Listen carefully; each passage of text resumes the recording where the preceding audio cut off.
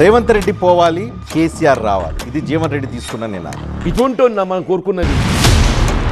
Retire అవ్వాల్సిన వయసులో కొత్త టాస్కులు తీసుకొని మీరు సక్సెస్ అవ్వగలుగుతారు.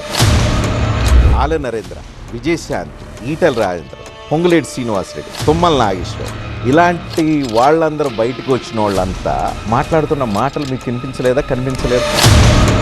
టీఆర్ఎస్ పార్టీలో కొత్తగా చేరుతున్నారంటే చక్కగా కొత్త కండువా వేస్తారు, ఓ మీటింగ్ పెడతారు, వేలాది మందిని పిలుస్తారు, మీటింగ్లో చెప్తారు, పదవి ఇస్తారు, అన్నీ చేస్తారు. తర్వాత ఖతం.